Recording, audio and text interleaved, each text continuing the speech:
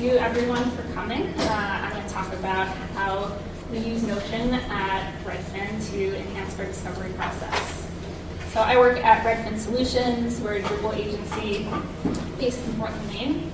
I've been there for 6 years as a designer, UI and UX, mostly focusing in UX.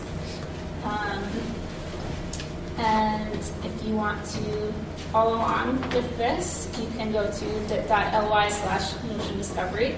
This is actually a Notion page, so it's built in Notion, so you'll start to see how some different components can come together to create different things. I at first had this in a slideshow, and I was like, should I transition from slides to Notion, slides to Notion? And I just said, why don't I just put it all in here? Because Notion is very capable of that. So if you do go to that link, you don't have to duplicate it, but you can feel free to duplicate it. There will be a little button in the top right corner, and then you can actually start changing things around, adding things, playing around with it. So I'm going to start by just defining the 2 big ideas that I'll be talking about: discovery and Notion. So the discovery process is kind of the initial process we have in a project where we figure out what's the right thing for us to design and to build. So we're gathering a lot of information about the client or the project, information about the goals of the site, about the users,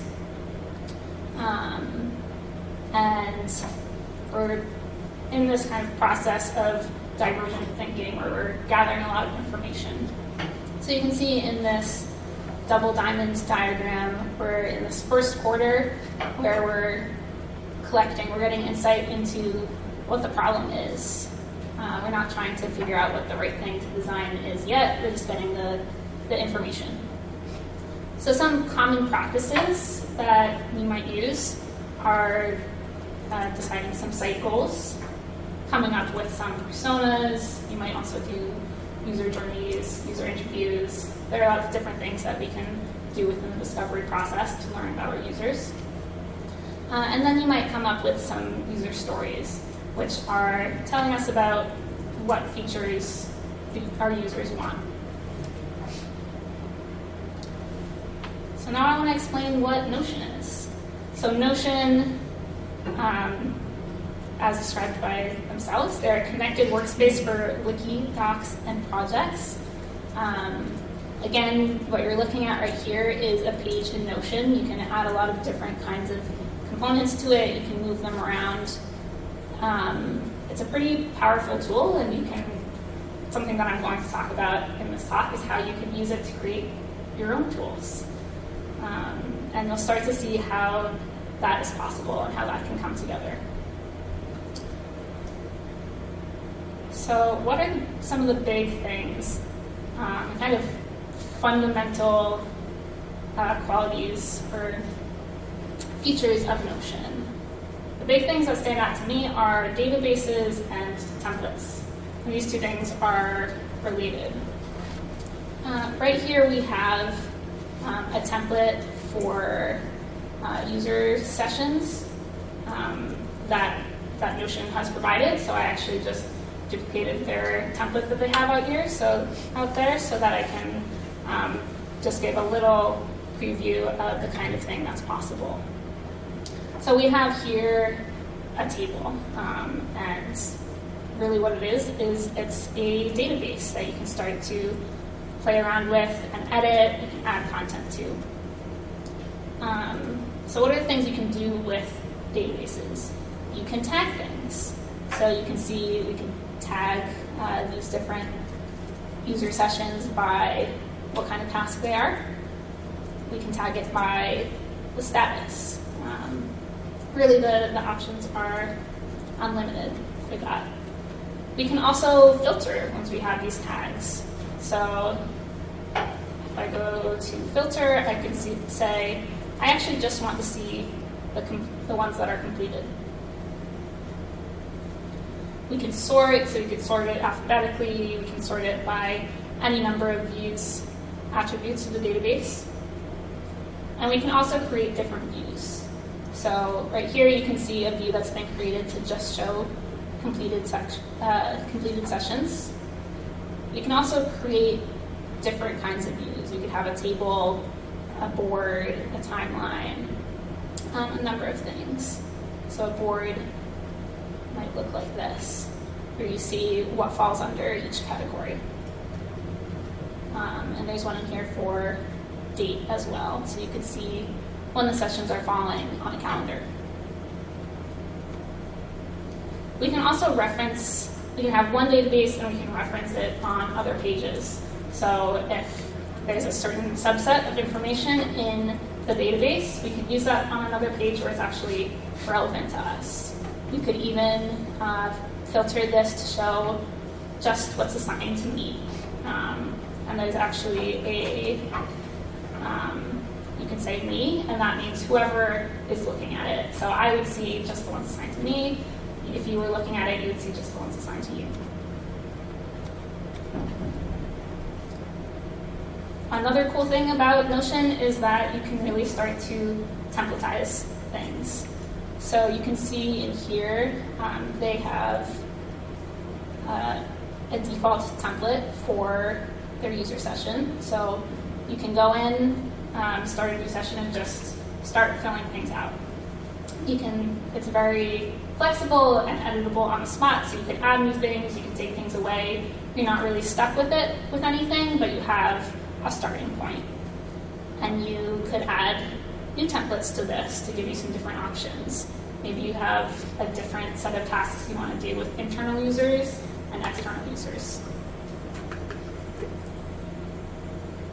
So you can also start to create templates within templates to create this greater process or flow for yourself. So maybe within each one of these, you have another database that's doing something else. And you'll see that later in my process, how that can start to come together.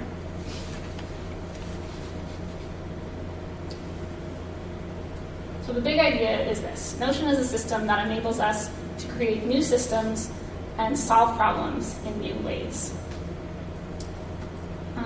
You can maybe start to come up with ideas just from this about the power that exists behind Notion and how much flexibility there is. So I want to talk to you a little bit about what our process was like and what challenges we faced 5 years ago. This is me with longer hair 5 years ago, actually working in person on Discovery. So I've got sticky notes everywhere. We have personas on the wall somewhere. And this was probably 1 to 2 years into working at Redfin, so it was relatively new to me at the time as well. But here are some of the challenges that I faced and that I think are just common problems or common challenges that somebody might face when going through the discovery process. So one is just that if you're an agency, you're working with a lot of different types of clients. And you might have a project that's really small, and you might have one that's really big. And so you might start out and be like, I don't really know where to start. I don't know what to do first. I don't know what I should include in this. So there's always going to be that question, but when you start to templatize things, you can give yourself a little bit of an easier starting point. Another challenge is that features can become disconnected from the actual user need. So if you think about working with a client, sometimes instead of coming to you with, this is my problem, what should we do to solve it? They say, here's the solution, and I want you to design it, or I want you to build it. And that can become an issue because they might not know, it might not be connected to what the user actually needs. Or some board member might think it's a cool thing, so we want to include it. But when we can really ground ourselves and think about features from the standpoint of the user need, then we can make sure that features actually have a function, are actually going to be used, and solve the problems that we have. Another challenge is that features can become disconnected from your site goals. So you might say, this is a cool thing, I think we should do it, I think it would be great, or this is a user need. We have these users and they need to do these things. But a product that you're creating is not going to solve all problems that all users have, and that's where your site goals come in. If you can connect all of the features back to a site goal, then you know, okay, this is the specific problem that we're trying to solve with this website. And if you come up with a feature that we really want, but it doesn't address a site goal, maybe that's a time to look back at your site goals and say, is there something missing here, and where is that prioritized? And then another issue that I particularly had early in the process was personas. And I think in this room, maybe the session before, there is a session called personas. Yeah. I watched a recording of that a couple weeks ago before I started putting this together, and I didn't disagree with it. I think that personas can become not all that useful. They can kind of become a piece of art on a wall that looks nice, but we don't actually get all that much from it. I'm so sorry. So here's an example of a persona. If you're not familiar, a persona is pretty much a snapshot of the user, or of kind of a fake user.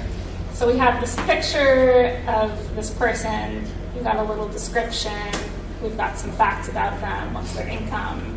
What's their marital status? Where are they? We've got some needs. I think needs are helpful, and some frustrations. And then we have some social media activity. What are they feeling right now? What's their personality? So you can see how this would be nice to deliver to a client because it looks pretty and it says, we're thinking about your users. But we have to make sure we're actually thinking about the users. And that's where personas can become a little bit tricky. Another issue can be that personas can become stereotypes. So if you think of a university, it might be that the most common person is a white female.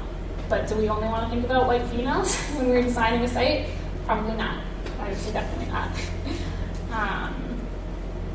And so that was a big challenge that I had, that I did a lot of research around to try and come up with a better way to use personas. So with those challenges in mind, I'm going to show you something that looks a lot like what our process is now. So you'll see me use databases like this. You'll see me use really everything that you'll see is in a template. So when I start, I kind of create a new one, and then it has all of this there for me, and I start filling it out in a series of workshops with the client. So I'll get on a call with a client, and we'll start to talk about what are your site goals. So we'll identify what the site goals are. We'll discuss ways to measure that those goals were actually met once the site is built. And we'll also come up with a short name for it, which is what we're going to use as a tag later on. So you'll see that come back in. And then one important step of this is we then look at all of our goals and we prioritize them. There might be smaller goals that maybe there should be a couple features that are related to them. And then there might be one major big goal that's like, if the site does anything, it should do this. It should increase enrollment. So we'll reorder these to make sure we're all understanding what the priorities of the site are. Hopefully that noise is not in the recording. The next thing we do is we identify the audience. And sometimes this is pretty simple. Sometimes you have a pretty clear understanding of what your kind of larger user groups are. So in this example, I have a prospective student, current student, an alumni, sometimes it's a little bit trickier and you have to figure out how exactly do I want to group these different people. So we then do a similar thing. We identify these groups. We make some notes about them. Sometimes I'll have another column in here, depending on conversation or depending on the project, if we need a little bit more information. And then again, we prioritize these. So who's the most important audience to get to? And that might relate back to our goals. So if our most important goal is increasing enrollment, our most important audience is going to be a prospective student. And then when we go and design the homepage, for example, we're saying, okay, who's the number one person I want to speak to on this page? And then we have personas. And with the personas, we don't have just one persona per audience. What we're trying to do here is we're trying to define subgroups within these larger groups. So for a prospective student, for example, you might have an out-of-state prospective student. And then you also might have a transfer student. So in the same group, but they might be looking for some different things. And then what I have in here is I have some facts, pain points, behaviors, and goals. I don't have things like personality or feelings, so those might be applicable in something else, like a journey map. But here we're really focusing on what is it that's going to affect their experience with this site. And so here I have his pronouns, so we can refer to him in the correct way. Age, this may or may not be useful. If it's not useful, you can delete it. We have a location. This is useful in this case because he's out of state, so that might affect what he's looking for. And then some other demographics, something like BIPOC.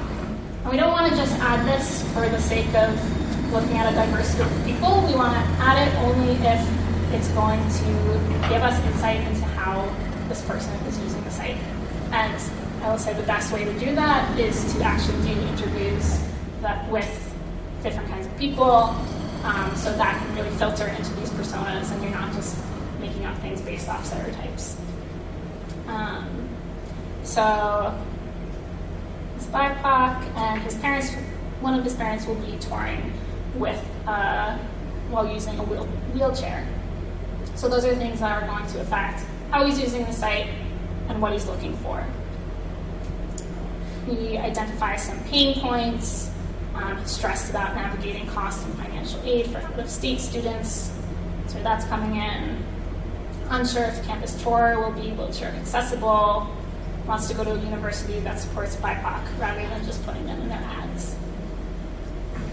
Then we'll look at some behaviors. Maybe he's using his phone specifically for the campus map. He's walking around with his actual map on his phone. Maybe he's not entering through the homepage, but he's comparing programs. And then some goals. So what are the things that he wants to do on the site? And then we go into user stories. So let me actually zoom out for a bit. Underneath personas, we have this whole big database of user stories. And if you're unfamiliar with the user story, the basic format is, as a type of user, I want to do some action so that I can get some benefit or value out of it. So in each one of these, I have a reference to that database, and it is filtered to the student group that he's in.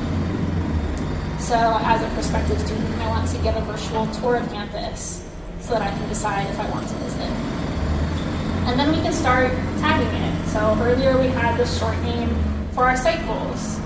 And so here I've tagged this as enrollment.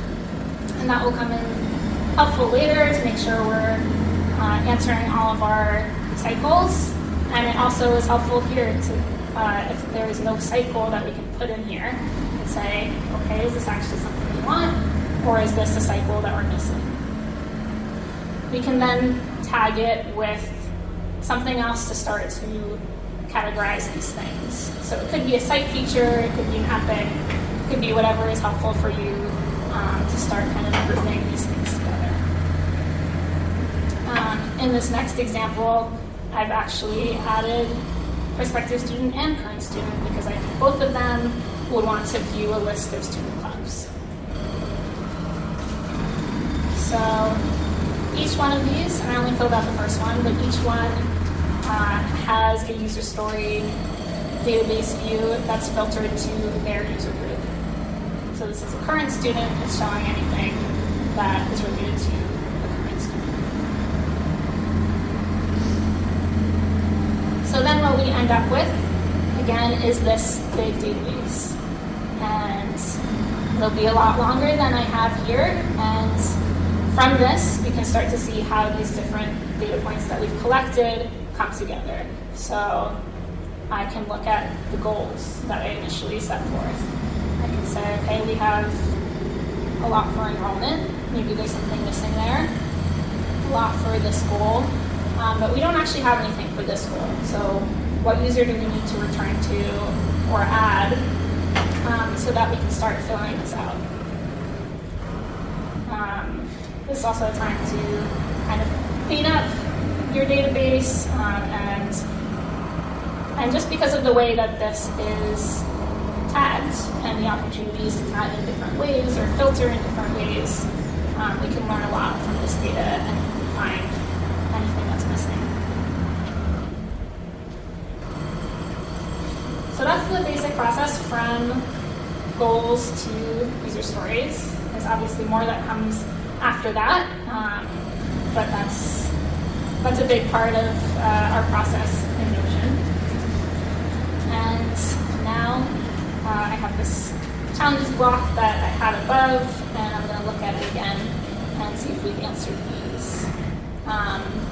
The challenge of variable project size, now we can adjust as needed. We can take things out, we can add things in pretty easily.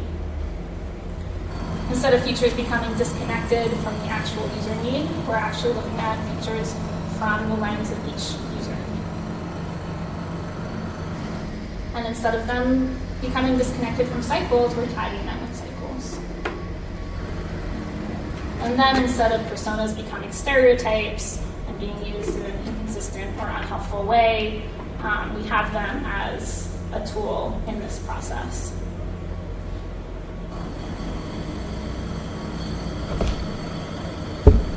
Just want to check my time. I went faster in this one than I did when I practiced. So some issues and areas of improvement, I can talk a little bit about just smoothly transitioning to journey mapping or some similar process and a PM software. I think that's still something that we're trying to figure out what exactly is the right process for that. It's some copying and pasting right now, or kind of rewriting and cleaning up in the transition to journey mapping, which maybe it's worth the time to do that anyway. And then actually going to the project management software if these are the kind of final user stories we want to use. You can export a database from Notion as a CSV, so you can use it in that way. And then something that I haven't used but I think is potentially interesting is that Notion relatively recently added this thing called projects, which seems like it's their kind of version of a project management software. It has tasks and subtasks, dependencies, assignees, that kind of stuff. And then the other challenge that you can run across with Notion is this kind of issue of wanting to automate things and connect things, but that can lead to some more complexity than is easy for someone who's not familiar with your Notion system that you set up to just jump in and not kind of mess things up, since it is flexible. There are obviously permissions that you can adjust, but that's something that I have run across trying to find the right balance as I've used Notion in different ways. For example, we have a client template, so every time we get a new client, you can duplicate it And since I understand it, it's easy for me to go in and set things up. And I've included instructions in different places. But it does tend to get a little bit complex, especially if you are not super familiar or don't kind of understand the fundamentals of Notion. But some things that could help is Notion has some AI included that might be able to help with that kind of thing. And it also has template buttons, which are a little bit, there have been more features added to them since I first started using them. So for example, a button can give a confirmation and say, are you sure you want to do this? You can cancel or you can continue. So for takeaways, I'm not necessarily saying that you should do your discovery process exactly as I just outlined. I'm sure you all have your own ways of solving those problems that I addressed. But what I'd like you to take away is how Notion can help you do that. How creating a template that covers your process can really help you to just get right in, get started, without that moment of, okay, what do I do now? How do I start? What do I do next? And since it's also documentation, it's something that can be a deliverable to your client, and it's also something that you can return to later. So if you're developing another feature further down the line, you can go back and say, okay, what were my goals? Who are my users? Are these still accurate? I think another great thing about Notion, like I've been saying, is that you can connect data. So you can use all this different tagging to connect these different ideas and different information that you're coming up with throughout your discovery process. And then the third takeaway, maybe bridging off of the last presentation about personas, is if you are going to use personas at all, just take a moment and think about what aspects of them are actually making them useful and lean into that. So, that did go a little bit quicker, so I have plenty of time for questions. You can also reach me at ruth@redfinsolutions.com. And again, this is the link that you can get the page.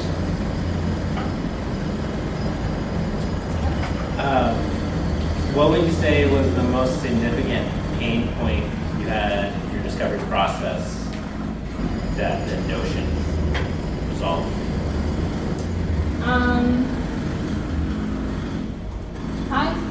I would say that it was kind of getting all of the pieces together, like knowing what all the right steps were, having to figure that out every time, and then making sure that all of the things that we were finding out were continuing through the process, that we're continuing to look at our site goals and our personas and not just kind of doing them as an activity and moving on. So having that template to work off of, and that was connecting all these pieces of data that we were figuring out along the process. Do you have a favorite resource for learning how to use Notion, or did you just use the docs? I think I mostly use the docs. There are some YouTubers that I followed that talk about system thinking, that kind of stuff, that helps me to think about databases and these kind of systems I can create in Notion in a different way. And I don't know that I can remember what it's called, but you could probably find it like that, or I can contact them after. That kind of system thinking. I started to get incredibly nerdy and excited about databases when I was first using this. I was like, somehow I'm in love with databases, and that seems like the weirdest thing ever. Have you used other similar online platforms to Notion? And if so, how does Notion compare to those? I would say just the Google suite is what I can think of. I mean, it's somewhat similar to using Google Docs, and that you're creating a new line and you're adding something. something, but it's a little bit of a different editing experience, and then obviously you have all of these components that make it a lot more powerful. But you can also kind of use it as a Google Drive to document things and collect your different documents or assets. So I would say that Notion is very much my preference over Google, but Google has its features. What's your experience with like onboarding clients to this, putting them into Notion? Do they actively contribute like you would expect?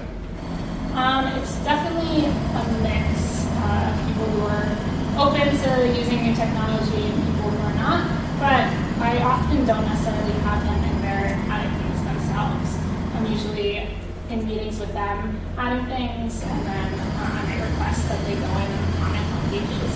Any of the pages that you have will be commented on. I think mine's kind of with that is like, as a customer, I might be willing to use Notion, but I think you mentioned that there comes a deliverable. Is that at the end of the project, I'm probably not going to continue to use Notion if I'm a customer, and my colleagues may not. But the information of the process of how we did all the deliverables, how we came to these conclusions, the cycles, all of the tasks, it's super valuable. A year down the road, I'm handing the reins to somebody else. I'm not going to send them to Notion because I probably not going to do that. When you say project became a deliverable, is there a way to encapsulate all of this and produce that as a deliverable, or is Notion or back into Notion only and get at all of this in scope? I would say that Notion is, in my opinion, the best way to do that, but it is not the only way. You can export things as PDFs. That's something we have for clients, is you can all the personas and export them, put them in one PDF and give them as. Has that been laborious? It can be. Okay. if you have like 20 personas, it can be. It's easier to do it with cycles or user stories if you want that. It could also be, because you can export databases as a CSV, you can also bring it into Google tables.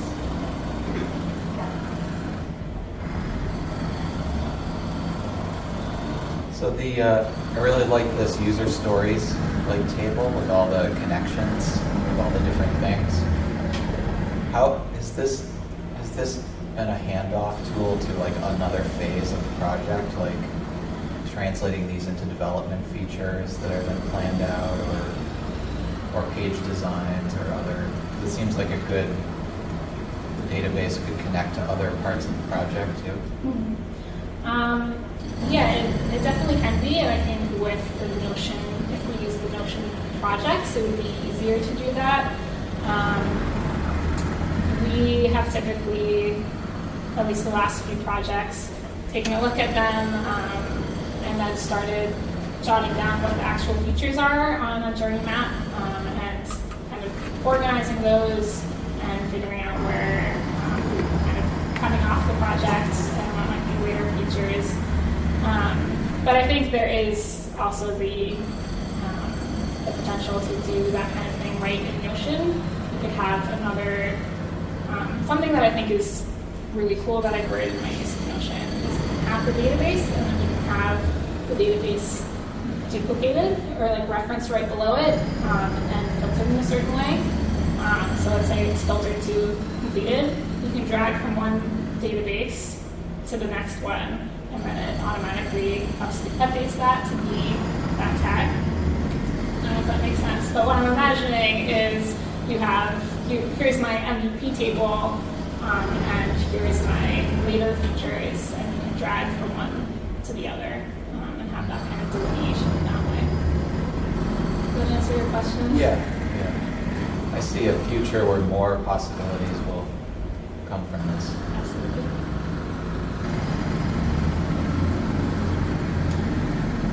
When you present your findings to clients, do you tend to typically present them right within Notion, or do you find that you give them a high level tutorial? This is what I'm about to take you through, and this is how to read this.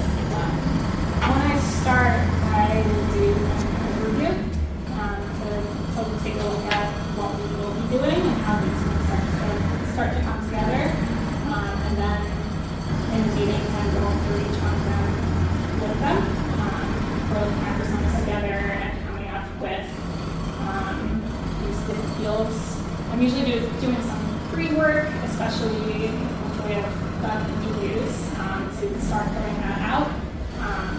we usually have a starting point, and then we're discussing that and maybe adding to it. And then in the end, which I think is what you were asking about, we usually just review through those again. If they want a PDF, especially to share with other people, that's when I would go through and export it. But I think they're, especially because add data in one place and like have it filter into another place, I think that's really good opportunities to have some kind of design document where at the end all of your the things that you've discovered, you know, what your problems are and what your solutions are, you can get filtered into this document and go through and edit it and make it as useful and beautiful or whatever as you want. Other questions? Do you use it in working sessions with clients? Do you actually use it to bring it up on a screen so that clients can see the work that's happening? Yes, we actually, I don't know that we have done it in person. I feel like since COVID we haven't really done much in-person discovery. So we'll be on Zoom, I'll be screen sharing, we'll actively typing in as the client is watching and adding to it. All right, how's our time? Just a little short, so.